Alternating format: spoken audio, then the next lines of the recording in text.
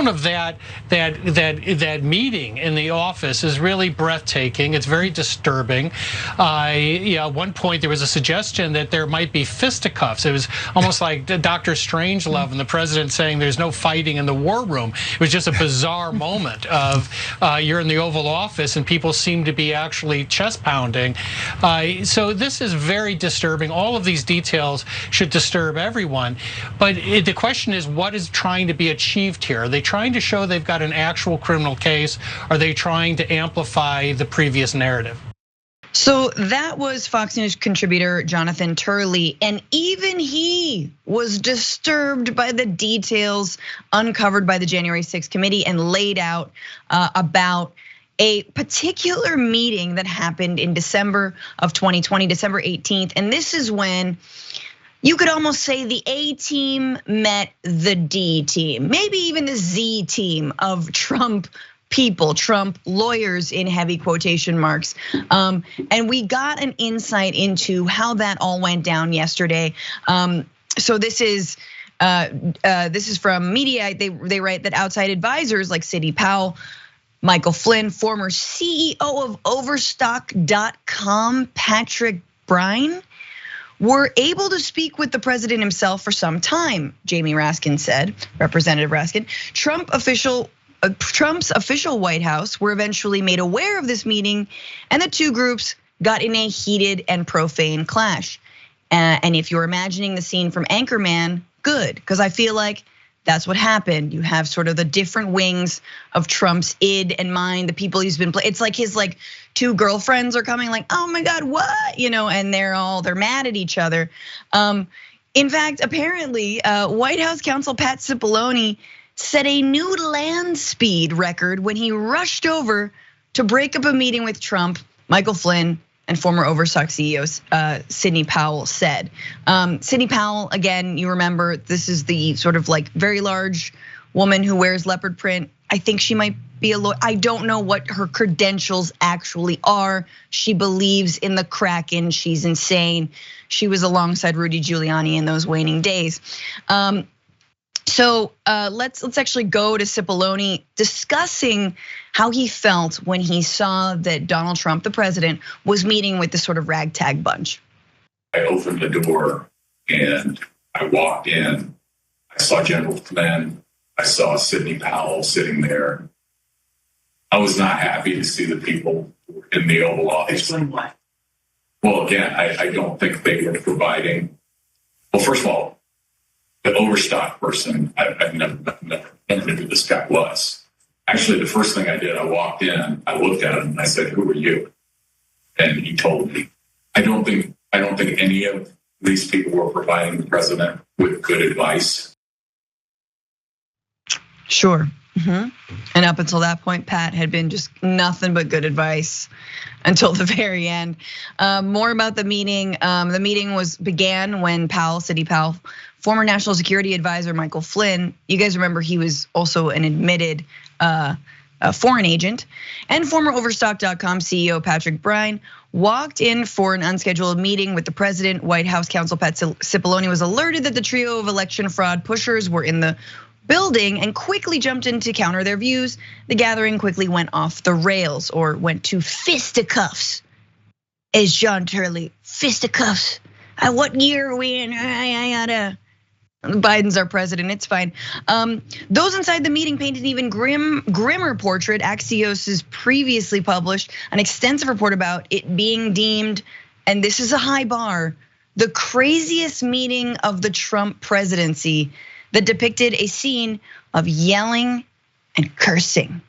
And if we needed a little bit more, you guys remember Cassidy Hutchinson, aide to Mark Meadows, chief of staff, who actually texted back and forth with the Secret Service agent who actually she talked about before in terms of him recounting how Trump tried to grab the wheel, remember, with the little tiny hands? This is what she was writing to him on that day about that meeting. Here we've got a back and forth between her and Ornato, who is of the Secret Service. Ornato writing, "Oh, holy hell." She writes, "That's why the alcohol opened. It's not flowing around the Oval, just the outer office. Ha ha ha." The West Wing is unhinged. Call. Maybe they called. Later on, still here, but Rudy, Sidney, and Flynn have left. Get this, the CEO of Overstock.com was also here. Dream team, exclamation marks. You can only imagine that that is sarcasm. But Yasmin, what do you make of this sort of little tussle here? Yeah, it must be so frustrating to work so long for most of your life to get to a certain point in your lifetime to where you are working in the White House, and then you get into a meeting and the CEO of Overstock is right there in the same meeting that you're supposed to be in. But honestly, my favorite part of yesterday's hearing was when Sidney Powell had like a Diet Dr. Pepper in her hand, and when she was done talking, she took a huge swig of it, and that's when they cut the clip. They just left that in for no reason. But when Turley was talking, he asked about what was trying to be achieved here. So he's actually questioning the relevancy of the revelations. And yes, they are ultimately trying to prove criminality, but they're also trying to show the American people that they've been duped by a room full of self-serving, largely unelected people who never had the voters' interests at heart or even in mind. And that last bit is so critical because we still have people in this country who believe that the 2020 election was stolen, even though there's never been any evidence to support that. And the people who believe in the big lie are ardent voters. So now we have the people who spread and perpetuated the big lie, confessing to their motives and their methods. Now we have the dysfunction of the Trump White House on full display. And now we have something that is harder, although not impossible, I'll admit, to deny. And we're already seeing people deny it, saying that different video clips are inaccurate or people on audio clips, that's not really them, that kind of thing. Yeah, absolutely. And I think that's really important. It's interesting to me that Fox is even talking about it at all. But then of course, like every time they admit one little thing, it's always like, but what's the point? Climate change is real, but there's gonna be more beachfront. Like it's that kind of gaslighting. But I did wanna go to something that Giuliani told the committee about this brawl, which, why isn't there tape? Why do we have to have tape of a mass shooting and not this tape? But so this is him telling the committee, I'm gonna categorically describe it as you guys aren't tough enough, or maybe I put it another way, maybe you guys are a bunch of P words. Giuliani told the committee, trying to recall what he said. Excuse the expression, I'm almost certain that word was used. Of course, he didn't say P words.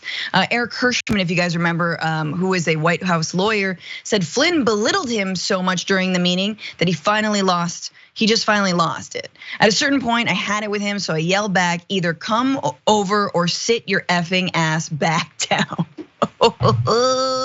It's so juicy. And then for those of you guys who don't know who this Overstock guy, David Byrne, is, or why the hell he was there, he was a vocal purveyor of conspiracy theories even before he was among those who surrounded Trump in his final days as president. He lost his job at Overstock in 2019 after releasing a statement with references to the deep state and Men in Black, which was apparently not an armoire, in which he said that he had been romantically involved with Maria Butina. Ooh, remember that name? A woman accused of being a Russian spy. And then of course he just suddenly shows up at the White House. I love that. I love it's so random. And you're right, Yasmin, these are people who, they don't have political careers. This is like their first foray. They've been just plucked from like the comment section effectively, and they have nothing to lose. Like Pat Cipollone, arguably, Eric Hirschman, these are lawyers, these are folks who arguably wanna like present their services to future, I don't know, politicians, et cetera. Like in future, hell, maybe they'd even go back to work for Trump, good God. But like the other folks, Sidney Powell, even Giuliani, the Overstock guy, they're not looking at long political careers here. No, and you have to wonder what they're doing there and how they even got into the room in the first place. And it's like what you said, they've been like plucked just because of their loyalty to Trump and because of their blind faith and everything that he's been saying. And they really believe that they're doing something good, either for themselves or for the country. It's very delusional. It's very disturbing that these are the people who are actually in the White House, who had any kind of influence over anything at all, anything that happens to the country or to the people in it, and even to the planet. These are high stakes that we're dealing with here. And these people are not the ones that I personally want at the forefront of anything going on in the world right now. No, No, when you start talking about the Kraken, maybe you should sit. You should not be in the room anymore. You're not in the room.